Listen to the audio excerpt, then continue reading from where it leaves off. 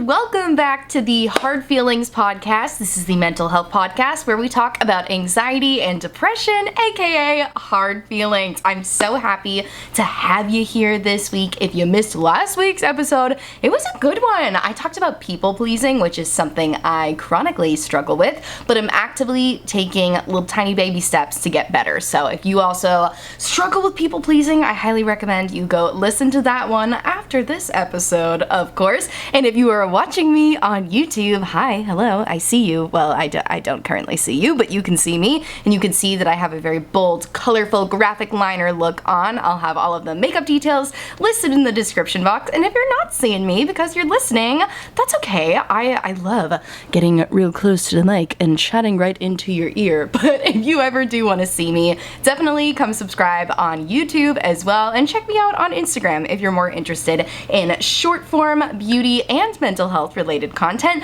But enough about all of that. Now let's talk about this week's topic, which is healing your inner child. Oh my gosh, this has been my soapbox lately. I am so about healing my inner child. It's really all I want to do lately, is specifically things that I think 13-year-old me would have enjoyed. So today I'm going to talk about what healing your inner child is, what it looks like, who actually needs to heal their inner child. Spoiler alert, it's everybody, but I'm gonna talk all about what that means to me and how I heal my own inner child. As always, I'm not a therapist, I'm not a psychiatrist, I'm not here to give you medical advice. I'm just here to share my own mental health journey with you and hope that it helps you feel a little less alone, and hope that I can give you some coping mechanisms that have helped me too. So let's get into healing our inner childs. Yes, our collective child, right? So let's start off with who actually needs to heal their inner child. Now, despite what you might think, preconceived notions you may have, healing your inner child is not just reserved for people who have had traumatic childhoods, and of course people that have had traumatic childhoods absolutely deserve to heal that part of themselves, and I hope they get the help that they need.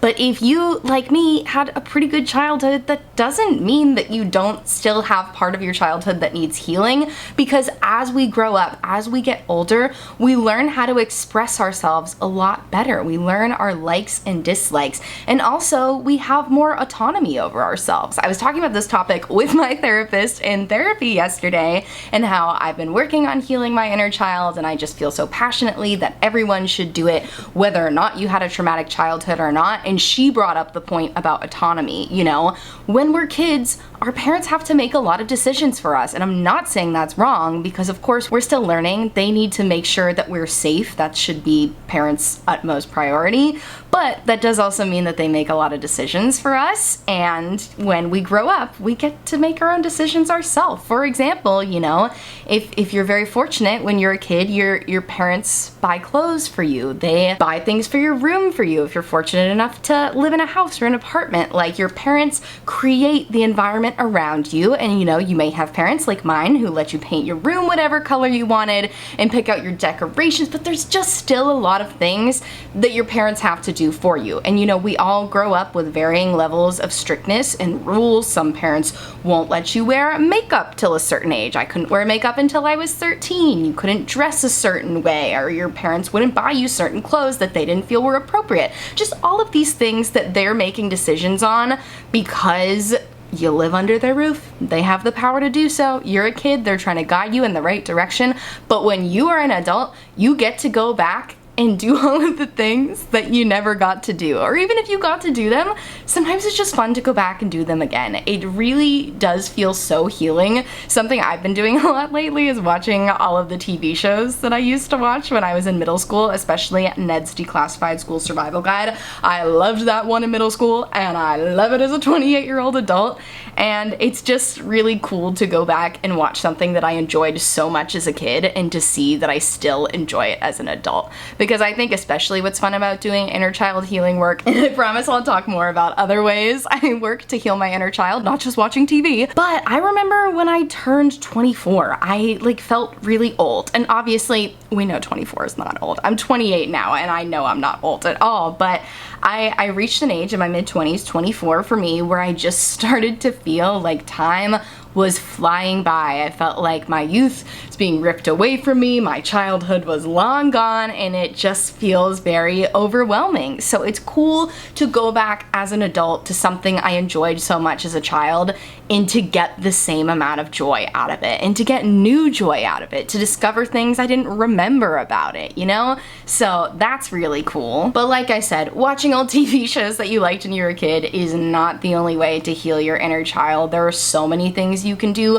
One thing I've been really enjoying is early 2000s fashion is coming back right now in the year 2023, which is amazing. And I grew up in the early 2000s reading Teen Vogue, reading Cosmo Girl, reading Tiger Beat, reading all of these fun teen magazines where the girls in the magazines would be dressed in the latest fashions, and I wanted to look like them so bad. I wanted to dress like them. I wanted to wear the hair clips they wore. I wanted to wear the cute outfits they wore, but I had certain limitations because the girls in those magazines were adults and got to dress themselves, and I was a kid who still had to shop in the kids section and, you know, go shopping with my mother, who, you know, rightfully so, had some restrictions on what I was allowed to wear. So it's been really fun for me to go back now and pick out some outfits that I think are fashionable now, but also would have been fashionable then, and it just feels very healing. Oh, another thing. Oh my gosh, I'm just gonna give you all of the examples of ways that I feel I've been healing my inner child. A couple weekends ago, I walked to Marshall's by myself and I picked up a bunch of dresses that I knew I wasn't gonna buy because they were like very fancy and I knew I didn't have an event to wear them to, and I just tried them on and had a blast in the dressing room. I highly recommend you take yourself on a date to do that. Doesn't need to be Marshall's, any department store, anywhere locally. Like, just grab a bunch of funky outfits that you think your inner child would have loved and try them on. Who cares if you're not gonna buy them? Who cares if you have nowhere to wear them to? It's just fun to play dress up, you know? And that's another way of healing your inner child for me, is I loved playing dress up as a kid. Who says I can't do it as an adult? I'm doing it in a different way. You know, instead of going out of a bin of old dance costumes in my parents' basement, I'm going to Marshall's and trying on their dresses. But doing activities that you enjoyed doing as a kid, as an adult, it just feels so good. I can't explain the science behind you of what's healing about it. Like I said, you know, I enjoyed playing dress up as a kid. There was nothing traumatic that happened around playing dress up that needs to be healed for me, but it's just fun to do it again now. I think what it really comes down to is when we're kids, it often feels like we're running out of time. At least I felt like that, especially once I got towards more being like a preteen. I remembered people started to say things to me like, enjoy that ice cream while you can. You won't be young and able to eat ice cream all the time forever. And stuff like that, where it's like, you just feel like the second you turn 13, your childhood is almost over, and it feels like it's so fleeting, and it feels like you don't appreciate it enough when you're in it, you know? You take it for granted, and then all of a sudden you're grown up and you're living on your own, and you're like, why didn't I enjoy it more? But we don't have to feel that way. We don't have to sit here and dwell in the past and wish that we enjoyed it more, wish we could go back. We can still do the things that we did in our childhood that brought us joy. Like I just said, going and playing dress up at a department store, watching the shows that you watched as you were a kid, buying an outfit that you know your kid self would have loved. For me, it's doing my makeup the way I think kid me would have loved if she knew that graphic liner existed, if she knew that this style of makeup was possible for her. I think she would have absolutely loved it. Same with my funky earrings. Kid me loved a good pair of funky Claire's earrings, but I didn't have that many of them because I was buying them with my own money. Now I'm an adult with adult money, not a ton of it, but with adult money, and I buy funky earrings for myself all the time, and it's great. And like I said, it doesn't always need to be something you purchase, okay? Go to Marshall's, don't buy a dang thing, okay? You're just trying things on. We're just trying on funky outfits, and then we're putting them back, unless you find something you really want, in which case, buy it for yourself for sure. I support you. You're gonna know what feels best for you. If there's something from your childhood that you really wished you had and never had and you still desire it, buy it now. Or even if you don't buy it, just go check it out. If there's a toy you really wanted when you were a kid, go to the freaking toy store and play with it. Check it out. Do whatever you gotta do to satisfy that part of you that is longing for something. Another absolutely free way that I like to heal my inner child is through movement. I'm sure a lot of us can recall as kids being a little too rambunctious, you know, and I don't blame my parents for saying that. You know, I was definitely the kid to be dancing in the grocery store and driving my mom nuts because she was like, oh my gosh, you're gonna knock something over, you're like getting the shopping cart everywhere. So totally understandable, but I just always had so much energy that I needed to exert. And now as an adult, I have been doing dance workout videos for my exercise in the morning, where I literally get to start every day with dancing. And sometimes I do it in the middle of the afternoon just for a little energy release. And I took dance classes as a kid, so it really just feels like healing a part of me that always felt like, oh, I'm too rambunctious. You know, I'm being a little too much for this setting right now. I can't exert my energy the way I want to. Now as an adult, I work from home, I'm in my own apartment, and I'm exerting my energy in whatever way feels good to me. So yeah, it doesn't need to be expensive things. You don't need to buy yourself anything to heal your inner child. You can just do things that make you feel good.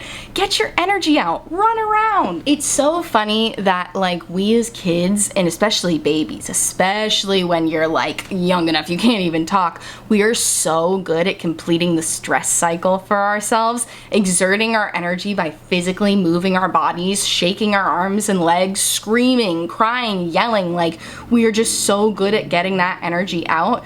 But the older we get, the more we adhere to societal rules and we push it all down. We hold it all in. We know we can't scream in public anymore. We're not gonna flail our arms in a meeting because our boss might think that's weird. And we just continue to push all of these things down. And I'm not telling you to go into your next meeting and scream. For sure, I'm not giving you that advice, but I think it's really cool to give yourself some time to get those feelings out when you're alone, especially at home.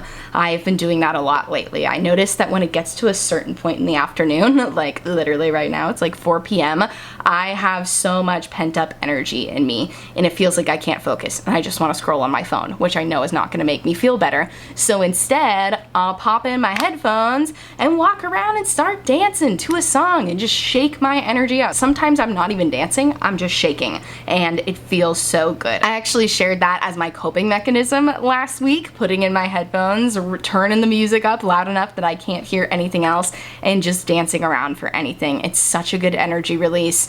It feels so good. It feels like I'm healing a part of myself that I used to push down, and I love it. I feel like I'm healing my inner child. Again, I know I use that phrase kind of vaguely. I know that if for people with more traumatic childhoods, there are actual things they might need to work through, and I highly recommend, if you feel like you have unresolved trauma from your childhood, to seek out a therapist, because they are out there. There are good ones. I know it can be kind of intimidating. I personally have gone through a couple therapists before I found a therapist that I really clicked with, so I encourage you not to be discouraged if the first one isn't a good fit. If you have something about yourself that you want to work on and you want to work through, there is somebody out there for you, and you just gotta keep looking. Most of them will do a consultation for free too, so definitely ask about that. If you don't see something online, say, hey, can we just talk for like 15 minutes so I can figure out if this is a good fit? Because even with insurance, sometimes therapy can be expensive. So I just wanted to throw that in there for you, because if you are feeling like healing my inner child's gonna take a lot more than just watching a TV show and going to Marshall's and trying on cute dresses, hey, I understand, and I fully encourage you to get that help that you need. All right, now it's time for one of my favorite segments, which is the coping mechanism of the week. I have a new toy that I've been using to help cope with my anxiety, and if you're watching on YouTube, I'm holding it on the screen now. If you're not watching on YouTube, basically I got this fidget toy, it's called, off of Amazon. It looks like a deck of cards. It's really funny. It looks like a little ace, and it's these two magnetic plates, and you can spread them apart. You can like click them. I'll try to see if I can get you to hear the clicking noise when the two metal plates like go apart from each other. It's kind of like, feels like opening and closing a Zippo lighter. I saw this on TikTok. I can't even lie. I saw people using these on TikTok saying if you're someone that likes to just like flip a lighter open and closed, obviously that's not always a safe thing to do because you could get lighter fluid and you could cause a fire. So I really like this toy. I like having something to do with my hands.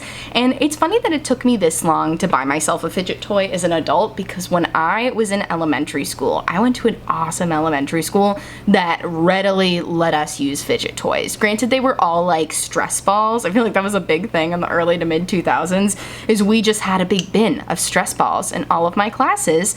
And a lot of my teachers would let us use them while we were learning. And it was amazing because all of these kids that we had all of this energy pent up, that we only got like 20 minutes a day at recess to get all that energy out, we're finally able to channel that into something. And you know, it's just good for people with anxiety. I remember we had this one stress ball that was filled with sand, and oh, I used to love squeezing that one. It felt so good. So I'm very interested in looking into more fidget toys as an adult, because something I do when I'm really anxious, not even consciously, but like if I'm really, really anxious, I will like dig my nails into my leg as hard as I can, and it hurts. So I don't want to do that all the time. It's not even conscious. I just get so nervous that like I have to put my energy somewhere. So I'm trying to invest in more little handheld things. You know, this wasn't very expensive. I think this was like $10 on Amazon or something. I'll link it in the show notes and in the description so you can check it out if you want. But yeah, just having something to do with my hands. I would love to hear if you guys have any fidget toys, because I want more of them. It's just so nice to have something in my hands. It even keeps me from scrolling on my phone sometimes. Like if I'm just sitting on the couch watching TV, you know us anxious brains, we love to have like 6 forms of media going at once. So I'll sit and be on my phone watching TikToks while I'm watching TV, and it doesn't feel good for my brain. So lately when I've had the urge to do that, I've been trying to reach for my little fidget toy instead. That way my hands have something to do. That's another thing me and my therapist talked about. I told her about how I have issues at night just being so glued to my phone because I get anxious and I just need something in my hands. And so she's been suggesting different handheld activities for me, like doing puzzles is another one. I did this really cool diamond art project, these little like beads that I stuck to a board. I bought a crochet project that I haven't tried yet because it seems too intimidating, but all of this to say, something to do with your hands that isn't scrolling when you're anxious or isn't digging your nails into your legs like I do is a game changer. All right, now it's time for our last segment of the Hard Feelings podcast, which is the mental health song of the week. This is, of course, a song that I have been loving lately and I feel like relates to mental health. And today I want to talk to you about a Lucy Dacus song, because I have been in my Lucy Dacus era lately. Lucy Dacus is her own individual artist, but she's also a member of the band Boy Genius. Today I want to talk about a song from her 2018 album Historians called The Shell. Now the shell in general can come off a little bit sad because it is all about how if she had the opportunity to separate her soul from her body, she would. And you know what? We've all been there, right? But I really like this song from a mental health perspective for a couple lines in particular. And one of them is, "You don't want to be a creator doesn't mean you've got nothing to say. Put down the pen, don't let it force your hand." I think that's so beautiful. How often do we all feel this incessant need to contribute something to society? I don't know about you guys, but especially as someone who is a creator, I do want to be a creator, but even when I didn't, I just like always felt this pressure to do something important with my life, to do something to contribute to the world, and feeling like if I didn't have something physical to show for that I wasn't doing that. So I just really like how this line says, like, you don't have to want to be a creator to have important things to say. You don't need to put content out there. I know this seems hypocritical because I'm literally putting content out there now, but I want to share this with you, okay? But you don't have to want to be a creator to say what's on your heart, to have something important to say. And I think that's beautiful. And I also like the line that says, "You don't want to be a leader doesn't mean you don't know the way. Hold your hand, walk on without a plan." Freaking beautiful. That one hits really hard for me because I have often said that. I don't want to be a leader. I don't always like the pressure of responsibility of being in charge of other people. I really did not enjoy managing when I did it, and I would just always say, like, I guess I just don't like leading. Like, you know, and I was kind of ruining my confidence even more by saying, like, I'm just not a leader. I'm just not a leader. So I loved this line says, you don't have to be a leader to know the way. You don't want to be a leader doesn't mean you don't know the way. Hold your hand and go on without a plan. Oh my gosh, that one hits even harder. I'm such a planner. I am such a like need to know, as a highly anxious person, need to know every single detail before I jump into anything new, or else it's gonna be disaster. At least that's what my brain tells me. So I love that she says, like, it's okay, walk on without a plan, hold your own hand, you can do it, trust yourself. I think that is really beautiful. I highly recommend you guys listen to The Shell by Lucy Dacus because it is such a good song. Alright friends, and that's gonna be it from me today. Thank you so much for tuning in to another episode of the Hard Feelings, a mental health podcast. I had so much fun talking to you about healing your inner child today. Again, to reiterate, healing your inner child is for everyone. You could start now, whether you're my age, maybe you're in your late 20s, or if you're older than me, if you're younger than me. Anybody can heal their inner child at any time. I plan on working on healing my inner child for the rest of my life, and I'm interested to see how that changes as I get older. So yeah, definitely let me know what you've been doing to heal your inner child, if it's something you've been working on or if it's something you want to do. Leave me a comment on YouTube. Rate and review this podcast if you're listening on Spotify or Apple Podcasts or wherever you listen to podcasts. I would appreciate your ratings so much and your feedback so much. And thank you so much for listening, and I'll see you next week. New episodes every Friday. Bye!